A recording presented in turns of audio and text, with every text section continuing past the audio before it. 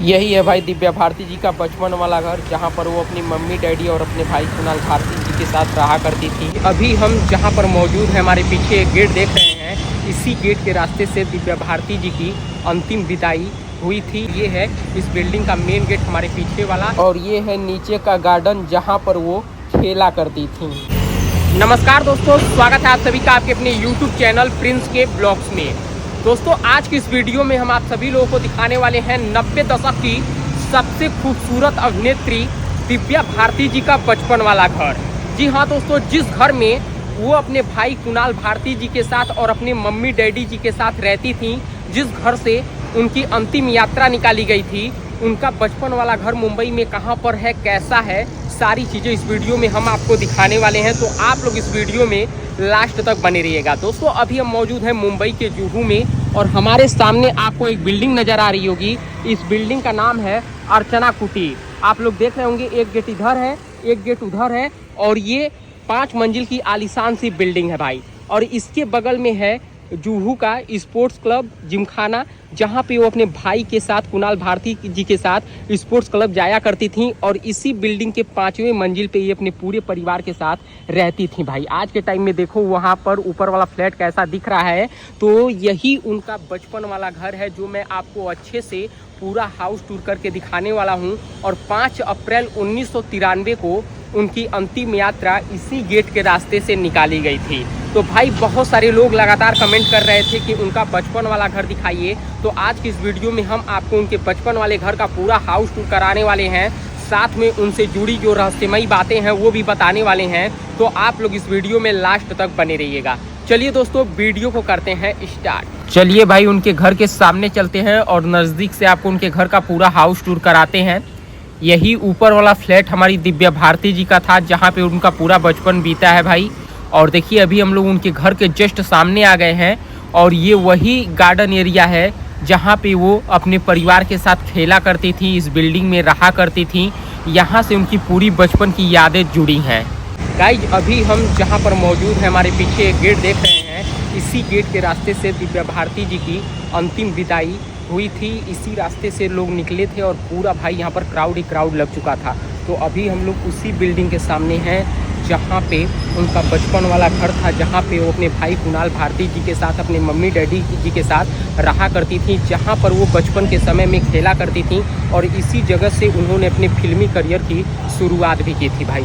तो इस वीडियो में मैं आपको सारी चीज़ें एकदम बढ़िया से दिखा रहा हूँ। ये है इस बिल्डिंग का मेन गेट हमारे पीछे वाला, और सामने अगर आपको दिखा दूँ तो ये है जुहू का जिमखाना स्पोर्ट क्लब, जहाँ पे वो अपने भाई कुणाल भारती जी के साथ जाया करती थी। दोस्तों, ये अर्चना कुटीर 5 मंजिल की आलीशान इमारत है, और सबसे टॉप फ्लोर पे वो अपने परिवार के साथ रहती थी। फिलहाल मैं आपको जूम करके दिखा दूँ तो देख सकते हैं किस तरह से फ्लैट की बालकनी की खिड़कियों में बड़े बड़े कांच, बड़ी बड़ी लोहे की ग्रिलें लगाई गई हैं। और आप सभी को बता दें, अभी भी ये फ्लैट न उनके परिवार का ही है भाई। और देख सकते हैं किस तरह से वहाँ पर आज के टाइम में एसी वगैरह लगी हुई है, किस तरह से कपड़े टंगे हैं। इस बिल्डिंग का नज़ारा क्या है जिसमें हमारी दिव्या भारती जी का पूरा बचपन गुजरा है। ये वही गेट है अर्चना कुटीर का, जिस रास्ते से उनकी अंतिम विदाई की गई थी। अभी हम लोग यहीं पर मौजूद हैं भाई, और दिव्या भारती जी के बचपन वाले घर का पूरा नज़ारा, पूरा हाउस टूर आपको अच्छे से करा रहे हैं। उनके फैमिली के लोग अभी भी इसी घर में रहते हैं। दोस्तों, ये है दिव्या भारती जी के घर अर्चना कुटीर का मेन गेट, जहाँ पर गाड़ी खड़ी है। सोचिए, हमारी दिव्या भारती जी अपने परिवार के साथ इसी गेट के रास्ते से जाया करती थी। दूसरा गेट यहाँ पर है, जिस रास्ते से उनकी अंतिम विदाई निकाली गई थी। दोस्तों, आइए अब थोड़ा सा दिव्या भारती से जुड़ी हुई रहस्यमयी बातों को भी आपको बताते हैं, जो उनके ज़िंदगी को दर्शाती हैं। ये है उनके बचपन वाला घर, जहाँ पर वो अपने भाई, अपने माता पिता के साथ रहती थी। इस बिल्डिंग का नाम है अर्चना कुटीर, और ये मुंबई के जुहू में स्थित है। दोस्तों, बॉलीवुड की गुड़िया कही जाने वाली एक्ट्रेस दिव्या भारती जी अब इस दुनिया में नहीं है, लेकिन दिव्या भारती जी ना 19 साल की उम्र में 21 फिल्में कर बॉलीवुड की टॉप एक्ट्रेसेस में गिनी जाने लगी थी।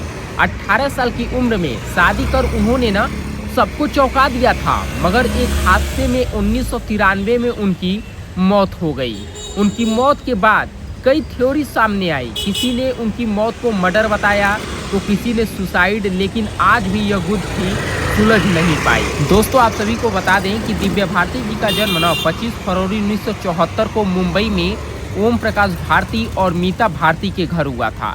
दिव्या भारती जी के एक भाई कुणाल भारती हैं और इनकी एक सौतेली बहन है जिनका नाम पूनम था। पूनम जी पिता की पहली पत्नी से जन्मी थी।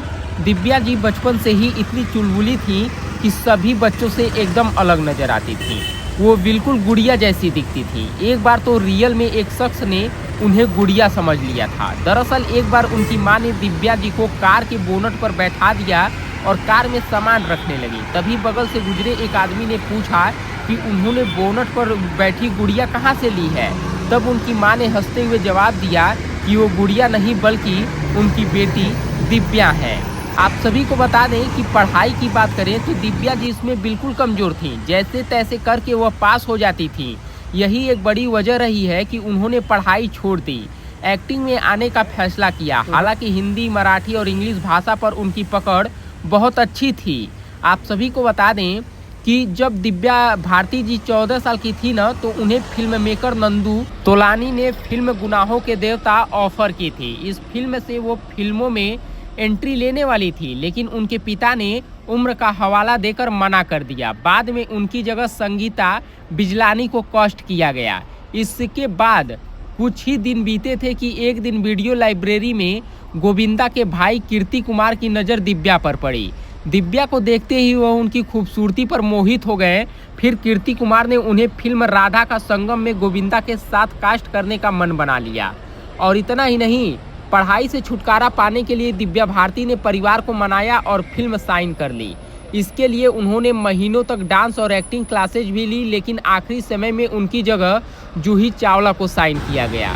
फिल्म से उन्हें निकाले जाने पर न कई तरह के कयास लगाए गए। कुछ का कहना था कि फिल्म के डायरेक्टर एक न्यू कमर पर रिस्क नहीं लेना चाहते थे। कुछ का यह भी कहना था कि दिव्या भारती जी और गोविंदा जी का अफेयर शुरू हो गया और यह बात कीर्ति कुमार को कतई पसंद नहीं आई। और आप सभी को बता दें 1990 में डी रामानायडू अपने बेटे वेंकटेश को लेकर फिल्म बोबली राजा बना रहे थे। यही वो फिल्म थी जिससे दिव्या भारती ने एक्टिंग की दुनिया में कदम रखा। यह एक हिट फिल्म थी और आज भी तेलुगु की सबसे आइकॉनिक फिल्मों में से एक है। इस फिल्म में 3.5 करोड़ टिकट बिके थे। इसके बाद दिव्या की कई बेहतरीन फिल्में नजर आईं। स्टारडम इस कदर बढ़ रहा था कि उनका नाम न टॉप तेलुगु एक्ट्रेस की लिस्ट में शामिल हो गया। 1991 वो साल था जब साउथ बॉक्स ऑफिस पर दिव्या की तुलना न फेमस एक्ट्रेस विजया शांति से की जाने लगी। टॉलीवुड में दिव्या का क्रेज इस कदर बढ़ गया था कि घर के बाहर डायरेक्टर प्रोड्यूसर की लाइन लगी रहती थी। और इतना ही नहीं, 1992 में उन्होंने बॉलीवुड में डेब्यू किया। साउथ फिल्मों में दिव्या की दमदार एक्टिंग को देखकर बॉलीवुड में फिल्म मेकर भी उन्हें अप्रोच करने लगे थे। इसके बाद उन्होंने 1992 में रिलीज हुई फिल्म विश्वात्मा से बॉलीवुड में डेब्यू किया। यह फिल्म सुपरहिट रही और इसी फिल्म से हिंदी दर्शकों ने भी दिव्या जी को स्वीकार कर लिया।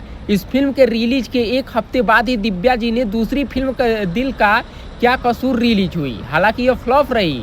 इसी साल दिव्या जी डेविड धवन की फिल्म 16 और शबनम में गोविंदा के साथ नजर आई। ये दिव्या भारती की पहली बड़ी हिट फिल्म थी। इसके बाद 1992 में दिव्या फिल्म दीवाना, जान से प्यार, दिल आसना है, बलवान दिल ही तो है, दुश्मन जमाना, गीत जैसी 10 फिल्मों में लगातार नजर आई। दोस्तों इसके बाद न दिव्या भारती जी ने अपने जीवन में एक बहुत ही बड़ा कदम उठा लिया।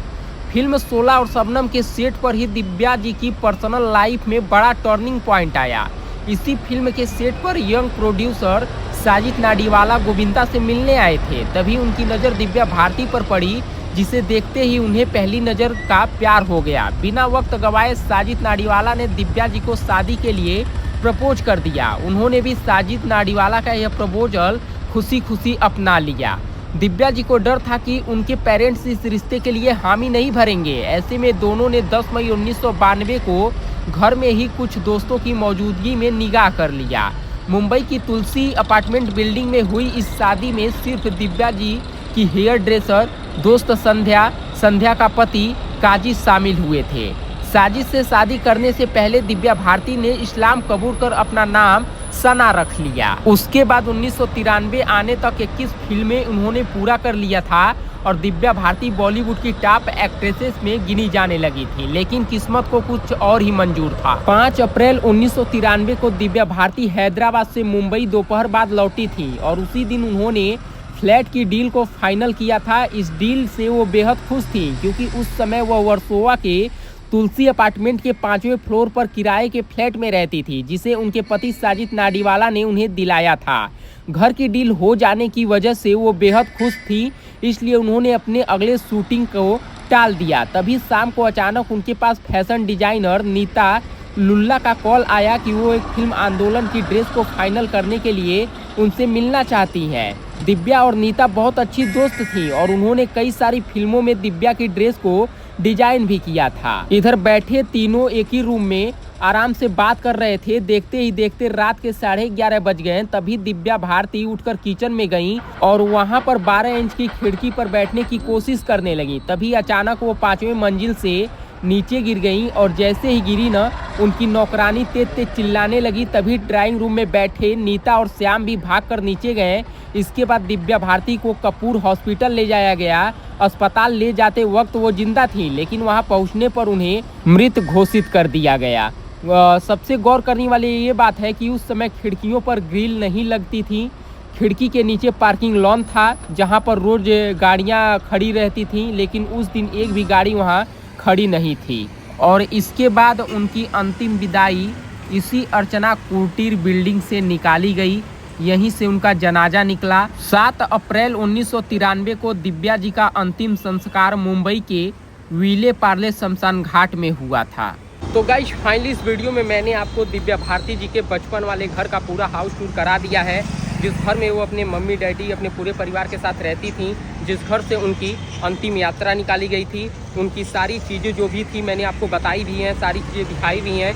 भाई अगर आज के टाइम में वो बॉलीवुड में होती ना तो उनके जैसी कोई भी हीरोइन नहीं थी जो इतनी कम उम्र में इतनी सक्सेसफुल एक्ट्रेस बन चुकी थी। तो भाई सारी चीज़ें मैंने दिखा दी है कवर करके। उम्मीद करूंगा आपको ये ब्लॉग पसंद आया होगा। इसी तरह की वीडियो देखने के लिए आप लोग हमारे चैनल प्रिंस के ब्लॉग को लाल बटन दबाकर सब्सक्राइब कर लीजिएगा और बगल में बेल आइकन को भी प्रेस कर लीजिएगा। जल्दी गाइस मिलेंगे नई वीडियो में नए ब्लॉग के साथ। तब तक के लिए धन्यवाद। जय हिंद, जय भारत।